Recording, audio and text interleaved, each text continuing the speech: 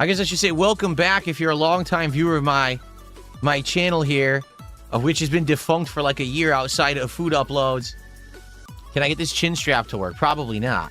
This thing doesn't really work. I'm going to try it. It probably doesn't work. It's probably going to fall off. Here we go. Now we're ready. Now we're ready to react to this documentary. We are ready and able and willing. Drama content, gossip content, this whole kind of content. You do realize that is female-centric or gay-centric content, right? I'm co-streaming this both on my DSP Reacts channel on YouTube, as well as on my Kick channel, because I set everything up to work on both the YouTube channel and over on the Kick channel. And I have two separate sets of pop-ups to do this. Already we got contributions coming in. Let me go ahead. Let's shout some stuff out because we already had some early contributions. Okay, I want to get these out of the way before we begin chilling and getting ready for the night. So we have Katarina actually gifted 2 memberships before the stream even turned on. For the record, I have no recollection of what the value of memberships is on this channel. I'm serious. I don't remember at all. He's lying about it. It's just another thing he does. He's such a liar. He literally every day he just makes lies about everything. How much are they? Because I think they're $1 on this channel, aren't they? Oh, it's still $3.99? Okay, well, thank you, Katarina. So with that means I keep 3 out of the 4, so that would be $6 of support. And now Gabriel did one, so that's $9 of support. See, it's been so long. It's been over a year since I streamed on this channel, so I don't remember anything. So, Mozzie with our first super chat of the night, $4.99, says, this stream is going to be incredible. Nice hat. Blue is your color. Yes. I mean, blue. Look at my outfit. Look at my ensemble for today. I dressed the part. I'm ready to react. I mean, come on. You got to look professional to be a professional. You understand what I'm saying? Focus on your sexy, bro. Focus on your health. Focus on my sexy? Oh, there was a big tip, by the way. So that's $20 from Guitar Player. And he says, I know that the stream hasn't started yet. I want to say I've been watching The Quartering since he interviewed you way back in 2019. Just like you, I just don't really care about internet drama. Yeah. And you know what? The truth is, I do try to stay out of stuff as much as I can. No, I am removed. I don't really care about this internet drama stuff. I don't involve myself in it. And there's just drama left, right, up, and down. Dark Side Phil always causing problems for everyone. He just won't keep his fucking mouth shut because he bothers everyone and he talks shit about everyone. Why can't he just shut the fuck up? Again, here's the deal. If we get a good amount of people here tonight, chilling, engaging, supporting this event, then I will do more next week. We'll keep going. We can even do the whole thing. But I want to know that people care. Oh, so tonight, there'll be pop-ups for everything. If you're watching on the YouTube side and you do a super chat, you become a member, you give some memberships, there's pop-ups for those. If you're on the Kick side and you do kicks or a sub or a gifted sub, there's pop-ups for those. And if you tip via PayPal, which you can find the link in the description of the stream, or if you just type !tip in the chat, there's pop-ups for those. I'll do those manually. I'm the greediest person on the internet. Did I get the Sonic hat when I lived in Connecticut? Yes. This hat, and it's funny because The Quartering has the same hat. It's in the thumbnail of this documentary, right? You can't get it, can't. You could never buy this hat. It was only available as a pre-order bonus at GameStop, so it's actually a rare collector's item.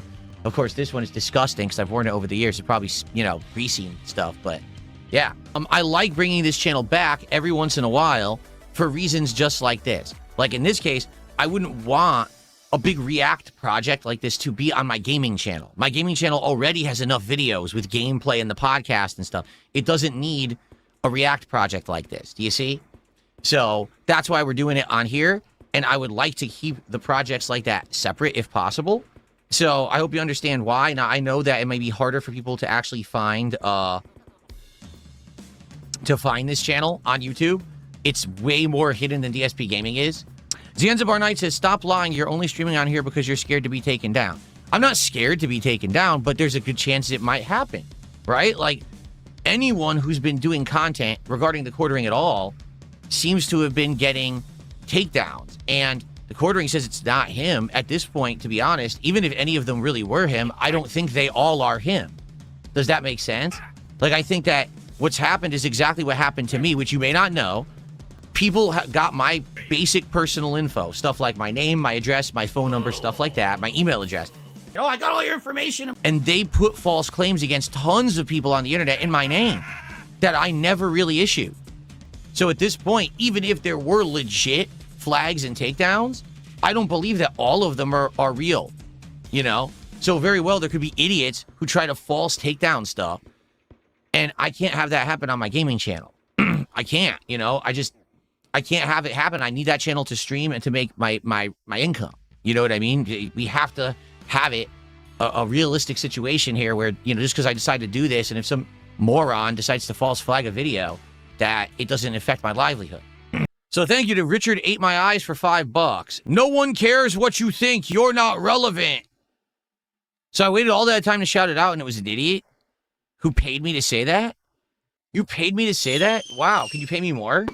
Coverage of Jeremy's spending habits is often coupled with stories of his struggles with irritable bowel syndrome and his penchant for urinating around his home. When you have no mortgage on your beautiful home, you can pee in it wherever you want.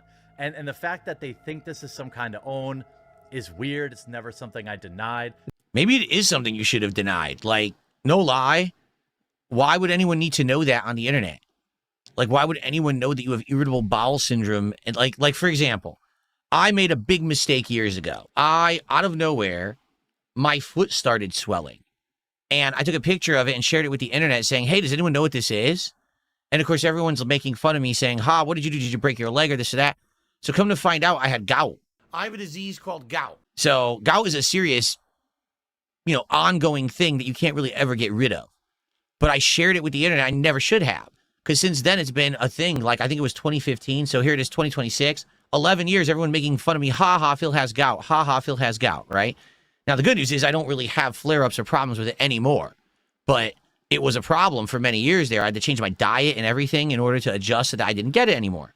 Well, if it's gout, that means that you have high acid levels in your diet. You have to alter your diet. Maybe you're drinking too much, which is kind of weird. I mean, I do have a drink from you know, not every single day, but I do have a gin and tonic or two every once in a while, maybe, you know, a few times a week at night to unwind, especially if it's been a stressful day or if my back's hurting. Since then, I don't tell you guys anything about any medical stuff whatsoever in my life or nothing. I consider that oversharing. Because if you share any of that stuff, people will just endlessly ridicule you and then try to get more information and get to the next level of information. So how on earth did anyone find out that he had irritable bowel syndrome and that he had peed around his house? Like, huh? It was this same year that Jeremy created his first YouTube channel, combining his college degrees and his experience Computer with repair computers. Training. The first video in our series, From the Eyes of a Computer Tech. Be Your Own IT was a channel primarily made to convince viewers to visit Jeremy's website, beyourownit.com. In both areas, Jeremy heavily promoted his personal computer repair courses, laptop repair courses, and even a guide on how to start a computer repair business. Eventually, he would sell the physical tools needed for computer repair. So in 2008, I had a full-time office job, all day 9 to 5. And I would come home and I would grind away pumping out videos of gameplay on my original Dark Side Filled channel. So that was like, YouTube was my hobby. I never intended to make any money doing it. It was just like a side hobby because I loved games. I was doing this improv commentary. Jeremy was using YouTube as a way to advertise his online business and get people to do like stuff. He was like, his mind is always about making the dollar. Like when I started on YouTube, it never was intended to make me $1. It was just a hobby, just to mess around, to F around.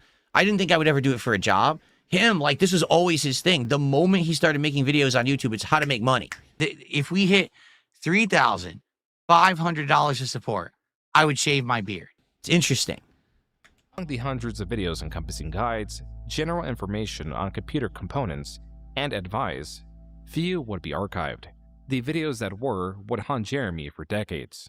At the office this week, we had a situation where one of the techs came across some pictures on a customer's computer that were of the child pornography variety. Whoa. I don't really know there's any tech. Okay, I know why I muted it. I think you know what he's saying. It was the Jared Fogle variety is what he meant to say. There you go. The point of this video is just to remind people that, you know, as techs, we read your emails, so to speak. I'm not saying it's right. I'm just saying it happens. So if you have things that you don't want computer techs to see. Maybe change the folder name when you take it in if you can. While some would see this video as informative in how computer techs have access to users' personal information, others would, eventually, view this as Jeremy, per his specific example, advising predators on how not to get caught. For the time... So, I mean, here's the thing. This is what, 2008? I'm not sweeping for Jeremy here. I want you to understand this. This is very stupid what he did. He's basically trying to give advice, but he's giving advice to do something underhanded for something that should never be hidden. And you know what I'm saying? So, I mean, I understand. He's like, oh, so you should be careful about what you have on your computer. Here's how you can hide it. But wait a minute. You're telling them to hide things that are blatantly illegal. Like, that's probably bad advice to do on the internet. The thing is, back then, no one thought that way. I want you to make this abundantly clear. 2008 YouTube, no one was thinking, oh, this, sweeping for child predators and things like that. Thanks, Derek. It was just say and do whatever, make content, whatever. No one thought that way. You know what I'm saying? Like, I used to do commentary that was over-the-top sexualized commentary, racial commentary. Back then, no one was offended. Today, if I were to do any of that content, people would be monstrously offended and like, oh my God, cancel this man, right? Or mass report him or whatever. All right, boys, prepare the slave trade. We're selling her right off for profits. But back then, again, what I want to say, no one thought that way. Like, he's probably thinking, I'm just attacking this from the tech side of things.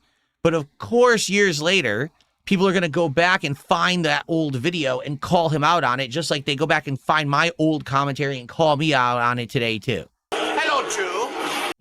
It's inevitable. It's going to happen. I have to ask.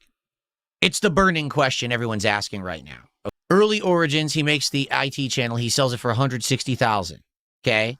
Then he makes RC channels. Those don't make any money. They fail. He closes them. His website probably doesn't make any money. He closes it. Okay? Oh, Magic the Gathering channel. It's doing all right. How does he have all this money? Where's the money coming from? I can attest. Again, I had a channel around 2014, 2015 that was bringing in millions of views a month. All right? I made good money. His is like nowhere near as big as mine was. So where is the money coming from for all of this? Dude, you know how rude it is to ask people about money? Oh, I'm going to move now. With what money? For the record, I can also tell you something. When you're a YouTuber and you decide that you want to move and you want to buy a house, it's tough. The reason is you have to justify to a bank to give you a loan. You have to show them your history as a YouTuber, how much money your channel brings in, the fact that your channel isn't declining in views or losing revenue. You have to prove to them that you are a business that is not going to flop or fail overnight, and now you can't pay your mortgage that they just gave you, and then they have to foreclose on your house. So it's tough, to be honest with you. I know because I went through it myself in 2014 when I bought this place that I live in right now. So if he wasn't even as big as me at this time, where is all this money coming from? I bought a claw machine for my house, right?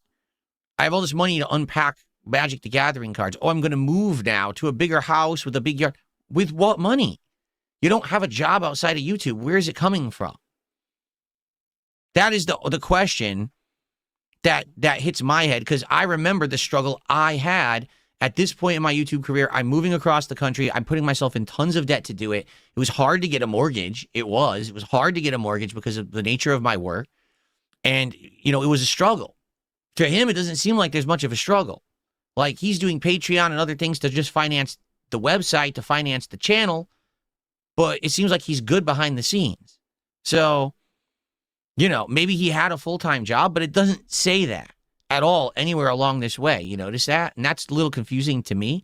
Like, did he actually have a job all this time outside, and all this internet stuff was just his side job, his side hobby or whatever? It's confusing. Jeremy managed to raise $30,000 for the app's development on Kickstarter, and it released just 3 months later. Being someone who's never dabbled in Kickstarter, GoFundMe, and stuff like that, is it just easy to do these things? Like to just say, hey, I'm starting a project of an app or a website or a business. Just throw me money. Do people just do it? Because this is so bizarre to me. He hasn't done anything in the video game space whatsoever. All his projects up to now have been RC cars, Magic the Gathering, claw machines. All of a sudden, on a whim, he decides I want to do an app for gaming. It's like a social network for gaming. And then it says he opened this Kickstarter and he made $30,000, $40,000, $50,000. What? Is that how it works? People just throw you money? Maybe I got to start this. Because if it's that easy, maybe I'm working too hard. Maybe that's the problem. I'm trying to create meaningful content that entertains an audience and they reciprocate. Maybe I should just say, just give me the money. Here. And yes, I am going to make money. I am going to ask for contributions, and you're going to like it because I'm successful and you're not. Maybe I'll actually make an app or something. Maybe but here you go. Can you just give me money on the hopes that maybe one day I'll make something with it? That's interesting. Wow. It blows me away that anyone would be like, oh, an app might be made? Here, have my money. That's crazy to me. But again, I've never been a part of any of these kind of funding efforts or anything like that. So maybe I don't get it. I'm not part of the club, right? Each month, I'm going to host several giveaways where any patron will just, win it from, even if you back for $1, you're eligible. What is all that stuff? Like for me, okay, I gave stuff away, but I never intended to make any money off of it whatsoever, the stuff that I gave away, okay? I would do these giveaways during the fall, the hardcore gaming season giveaway, and all you had to do was make a post on my forums. I didn't even care if you ever posted again. I wasn't trying to grow my forums. I didn't care how many people were on my forums. And I gave stuff away for free. I never made a buck on giving anything away. In my head, the way I saw it was, people are already, out of the kindness of their heart, they're giving me their time. They're watching my content. My content is monetized. I am, having a good life as a result. So I'll give stuff back. So what I'm confused is, it seems like with him, everything is like, well, I'll give it away if you already, if you pay me, right? If you pledge to my Patreon, you have a chance to win this. If you engage this much, you have a chance to win this. Is it grift? He's generating engagement and he's generating revenue in the hopes that you can get something after the fact. Does it sit right? It's a little underhanded, I would say. It's just like on X or any other social platform where they're like, chance to win. But what you have to do, you have to like, you have to follow, you have to retweet, you have to do this and that. Yeah, but you're farming engagement for yourself in the hopes that one person wins something, right? I don't like that. I've never done anything like that. I do find that kind of underhanded. But I've hated that kind of behavior. Stress or anxiety, nothing until I was in my mid-20s, and bam, panic attacks every night. I know it's a combination of my brain chemistry and things I do. Not getting enough sleep, drinking too much caffeine. If I drink too much alcohol too many days in a row, I'm at a higher risk for it. That was a video of Jeremy describing his anxiety issues, something that began in his 20s, something that he has been unable to shake. Earlier in the same video, Jeremy explains how, approximately 30 times a day, he reaches into his pocket to make sure his Xanax is still there in case he has a panic attack. So, this is all bad. I know from experience, you're oversharing. It's too much information for the public.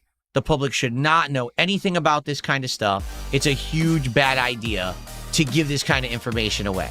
Even if it's true, if all of it's true and he has panic attacks and it's a result of his diet and drinking and caffeine and whatever it is, you don't share that at all with the internet. Now, I'm definitely someone who's done that in the past. I already talked about the gout thing and all of that. For the last decade, I tried to make it a dedicated thing that I don't overshare with the internet anymore. That way, people can't use stuff against me. But this is the kind of stuff, now they know, oh, he's on Xanax. Oh, he's got panic attacks. Oh, he's got this. This is 100% going to become fuel against him to be used in the future. Guarantee. For the past year, I've been running myself ragged, trying to run a business as well as YouTube full-time. Why this video looks like shit. It's been worth every long night. It's unlikely I can continue this pace much longer. I'm just so tired all the time. Now, you may have heard of me talk about my Patreon for several months now. The truth is, the support I'm receiving on my Patreon is literally the only reason I can spend the amount of time I do now on these YouTube videos. Now, I wish I'd done a lot of things differently. Listen.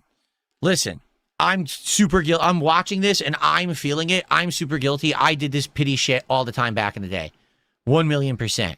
Because I didn't have any other income besides YouTube ad revenue, and I opened a Patreon. Okay? And that was it. That's all I had. Even though I live streamed, I wasn't an interactive live streamer like I am today. I had no contributions coming in. So because of that, I was completely reliant on ad revenue. And so I would literally, all the time be like, oh, well, ad revenue's down, guys. You know, it sucks. What can you do? But hey, if you pledge to my Patreon today, or you up your Patreon pledge, or you do this could help me out. 100%, I admit to doing this, okay? I'm guilty of it, just like him. I used to do this shit. It was a different time. It was before I discovered interactive live streaming, how much better it is to have a social aspect where you interact with your audience and stuff like that. I'll take the blame. All right, I fess up. I used to do this shit too. So I see it, I'm like, oh, it's kind of despicable. Yeah, and I used to do it too. Thankfully, I don't do that shit anymore because I've become a better person, a better creator. The third path means I need your support every day. And it means that every day I'm going to ask for it. And it means every day I'm going to hopefully get it. And I will be disappointed if I don't. But admittedly, yeah, I used to do it just like he did. I just got a $3 tip. Listen to this. Hey, brother, it's Jared. I'm still in prison. I saw you mention me earlier in the video. Why don't you write me back soon so we can communicate directly? Take care, pal. Jared Fogle from prison, everyone. Thanks for $3. It's awesome. DSP is a pedophile. DSP is a thief. DSP is a greedy fuck. It was only when the spoilers were allegedly posted to Reddit that Jeremy, and to that extent, the Magic community, was notified the spoilers sent to Jeremy was done so by mistake. While the original post does not appear to be archived, this Redditor quoted the Magic the Gathering employee on the matter. Quote, "We don't reward the behavior this channel exhibits. When we preview sets, we provide a handful of cards to our PR agency to use with outlets who aren't part of our core audience. When one of these outlets passed on using these cards, they reassign the cards to this outlet without doing research and also without checking with us first." Okay, folks, I do have to say something about this, okay? Bullshit. Bullshit, bullshit, bullshit, bullshit, bullshit. I am going to blow the lid off something right now that I'm tired of. Sure. What the fuck? This is bullshit. This is PR speak. This is, oh, we want to cover our butts after the fact. The truth is, none of these companies that give out promotional product, free game codes, free card sets, any of this shit, give a shit. All they want to do is they want to get their product out there and into the hands of people who will make content and provide free advertisement for them. And here's how I know it's bullshit. I've been in exactly the same position, and when it's happened, I can tell you 100% it's a lie. There's been companies who came out and reached out to me with detailed conversations, knowing who I was, what content I made, and the people that kind of stalked me all over the internet. They well knew who I was and said, hey, we still want to send this to you. Okay, send it to me. They send it to me. Lo and behold, my hater base goes after the company and says, why did you send this to DSP? Why would you do this? And then all of a sudden, oh, I don't know what you're talking about. We didn't mean to send it to him. It was a mistake. It's bullshit. I do not believe whatsoever this story at all, because this has happened to me about 3 times now in the last 10 years where a company said, hey, we want to send you something. Okay. Send it, but you know who I am. You sought me out. You researched my channel. You found me, and you knew the situation. I even talk with these companies now and say ahead of time, understand you're going to get some backlash because I have this virulent hater base that harasses people online who associate with me positively. That's fine. We'll still do it. Here it is. And then I get it, and lo and behold, time and time again, it's exactly the same situation. This is bullshit. Oh, we accidentally sent it to him. No, you didn't. Stop lying. You know, in my case, the things that people say and do, you know, the toxic stuff my haters say about me, most of it's not true, or it's spun out of proportion, or it's shipped from 10, 15 years ago. It's nonsense. It's Tevin's fault. Okay, it is. It's bullshit. Yet these companies don't want any hot water at all. They don't want any negative association. Remember, they want the free promotion, but they don't want to take on any of the risk of that free promotion. So then they lie. That's something I've personally been through with multiple companies, and then they blame me and shit. It's like, no, you knew up front what you were getting into. I even warned you, and you did it anyway. Now it's on me somehow. That pisses me off. That actually really pisses me off being in his shoes 3 or more times already. While he often tweeted at or commented on other creators in the MTG community, there was one that he targeted unprovoked. Oh no. This was cosplayer Christine Sprankle. Victor Puente, cuckold. You know this dude's a cuck. Oh yes, she's just under constant anonymous direct message assault. Like, here goes cuckold number Nicholas again.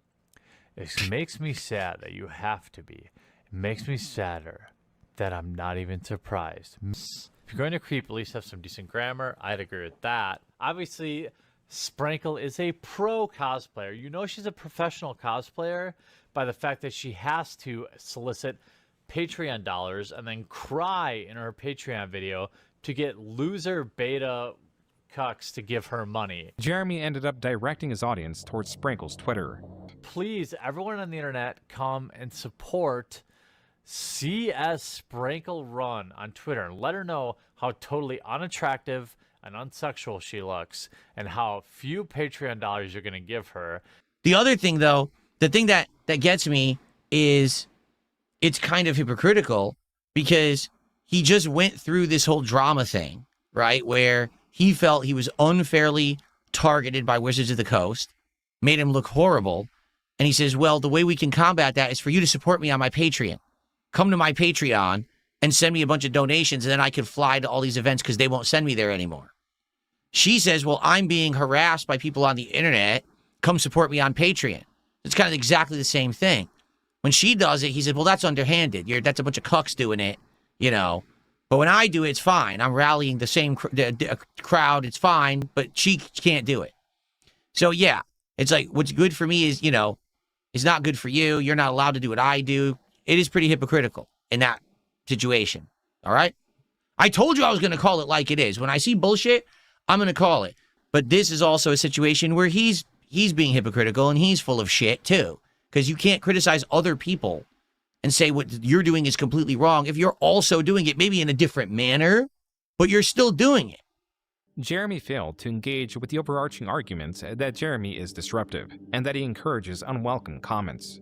Instead, Jeremy chooses to comment on the professor's superficial qualities. I want to point out, look at how disheveled he looks. Oh, this is Internet 101 these days, right? Someone brings up a bunch of good points, so what you do is you don't address them. You just insult them, insult their look. This is what LTG does to me. I'll be like, LTG, I'm better than you at Street Fighter. Let's play a match. And he'll be like, up your sexy. Focus on your sexy, bro. Focus on your health. Focus on my sexy? What? What are you talking about? I was talking about competitive Street Fighter. I was saying I'm a better player than you, yet you present yourself like you're good at Street Fighter on the internet. I challenge you. Let's have a good epic set because I'm going to kick your butt in Street Fighter. And he says, your hairline's bad. That hair is completely fake. And it's hilarious because, again, he always brags about how, oh, look how good my hair is. Look, I don't have a gray hair on my head. Yeah, because it's not real hair. It's blatantly fake and everyone knows it. If he takes his fingers like this and he scratches, the entire thing moves. What? It's classic misdirection, right? This is totally 100,000,000% why I don't involve myself into these online feuds. If someone has a bug up their ass about me, I just let them say whatever they want, and I usually don't clap back. This is exactly why. Because it just becomes this big mess, like a hornet's nest, just buzzing and buzzing, and you can't get out of it. Now you're just swarmed, and you're like, oh my God. I can never get out of it and just be back to my own content, my own self again. When you get wrapped up in internet drama, it just becomes what you are on the internet forever. And I don't choose to engage with these online bullies and people. If you try to argue with them, if you try to do anything, then it's like a futile endeavor. It's like you're fighting the Hydra and you cut off one head and 3 more, sprout out from the neck. So I learned my lesson the hard way. I used to argue with my trolls and I used to argue with these people and be like, I'm dead. I have to prove my innocence and I have to do this. Now it's like, I don't have to do anything. All I have to do is make my own content, stay out of the way, let everyone dump on me if they want. Go ahead. Go dump on me on Reddit. Go dump on me on X. Go dump on me wherever. Say whatever the fuck I want. Do whatever the fuck I want because I'm the big dog in the yard and no one's going to fuck with me. The return of the king of hate, Darkside Phil. Every day I turn on my own setup, my own camera. I have fun. I make a living. I'm good. That's all I care about. I don't want to hear about any of your white noise bullshit around there because all these people are just trying to generate attention off of your name all the time. So this was 2017. Admittedly, at this point, I don't think I had learned my lesson yet. Sounds like Jeremy hadn't yet either. He was kind of making some very similar mistakes where I'm just going to keep clapping back. I'm going to keep arguing, going to keep defending myself. There's no point. There is absolutely no point in engaging with the online drama mob. You'll never get anywhere. There's no progress to be made. They'll also never be happy. My wife is the reason why I'm so happy. When you have a group like this coming after you, whether it's warranted or not, you'll never appease them. Like, they'll always say it's not good enough and they'll want more. They'll want another pound of flesh once you've given them the first. So it's better to just go off on your merry way. At least that's what I've learned from my own personal experience. So I think this is actually the block in the YouTube chat right now has nailed it on the head. Here's what the block just said. Listen to this. He's always trying to sell a product, and now that product is culture outrage. So he's a marketing degree major, okay? He knows how to market. He's tried marketing many things over the years, including a IT channel that didn't really take off, but he was able to sell for a profit. He tried marketing the RC stuff. That didn't work. He tried doing an online marketing business. That really didn't work. He finally gets into the Magic the Gathering stuff. He's trying to get it to take off, but the only thing that will really work is the unboxings, and that can only take you so far. So eventually, he realizes he has to find something to stand out, something to get attention, and the only thing that's really taking hold is unboxing cards and being an asshole. And the asshole thing is working. It's getting him attention. It's getting people talking and engaging with him when normally they weren't engaging with him. So being a polarized asshole is what is his success story. And so when it started working, when he saw, oh, if I say this thing about this particular kind of person, then there's an outrage, a cultural outrage against what I said, but at least I'm getting that attention. I'm getting that engagement. So he becomes the internet personification of culture drama, or pushing it, always being the risque personality, always going too far. And that's what's working for him. And every single time that there's a consequence, right? Well, now Wizards of the Coast isn't going to send me to PAX anymore. Pledge to my Patreon. Well, I just got banned from Magic and it's outright. I can't play in games. I can't do nothing. Pledge to my Patreon. And apparently it works. Right? It works. Is it manipulative? Yeah. Is it truthful? I guess here's the question. The real question is, where does the money go? Folks, we did it. We pulled our first Hogan. Let's get some likes. Let's get some super chats. Let's get some memberships. Let's get some tips. Let's get a big celebration going for our first Hogan ever here tonight on the WWE Champion stream, brother. Because every time he causes one of these controversies and it blows up and he turns it into a way to get more funds, is he reinvesting those funds into the business as he says? If he was like, well, I want to do this to go to trips and cover this and do this and do this. If he actually did do that, then the people who would be in such an uproar, right, don't really have anything to say because they donated the money. And as long as he did with it as he said he was going to do, then I guess it's fine. I mean, you certainly don't have to like the guy or any of his takes or his internet persona. Who even knows if it's real? It could be that he's literally creating all of this around him just so that that's the way that he can get popularity and success on the internet. Does he actually believe in any of these things? Because it's weird, these things that he's saying about certain people. He's focusing in on one person, one cosplayer, one thing. Why? What is it about that person that pissed you off so bad? Except maybe it's because you were saying you were getting a response. You were getting people paying attention, right? And then finally, when it happens, when you get to that situation where now it's the white hot thing happens and everyone's talking about it, now is the time. Rally the troops. Let's go. Finance what I'm doing. Get that effort going. That's what it seems like, okay? At least from the perspective of this documentary, that's what it seems like, okay? And that's what I have to react to. I'm reacting to the documentary. I'm not reacting to two-sided facts. I'm reacting to the documentary's presentation of the facts, okay? And that's what it looks like.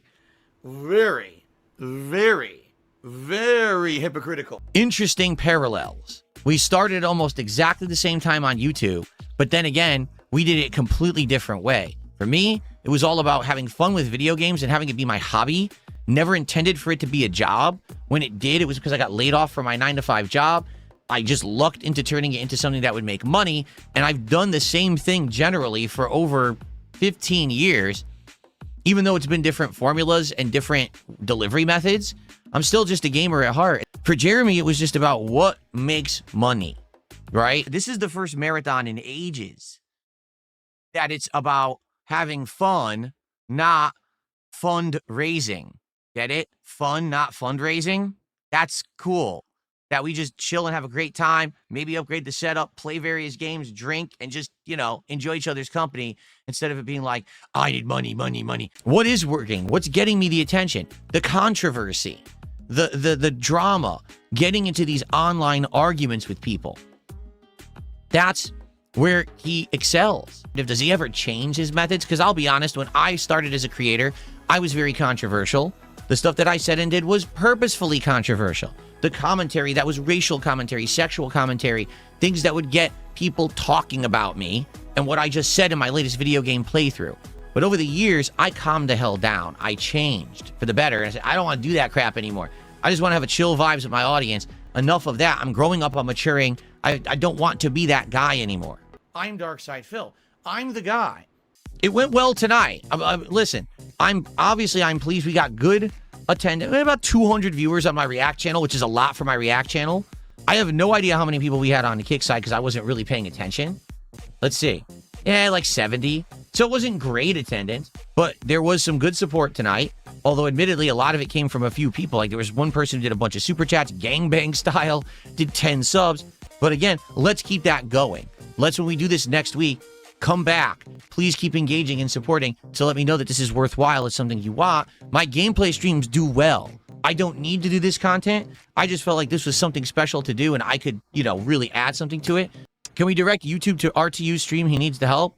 Oh, I know that guy needs help. I think he's beyond help though. I don't think any amount of like white coats with the arms he strapped to the side are going to help him.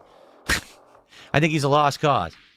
I just want to remind everyone here on DSP Gaming, there is zero tolerance for outside drama and nonsense.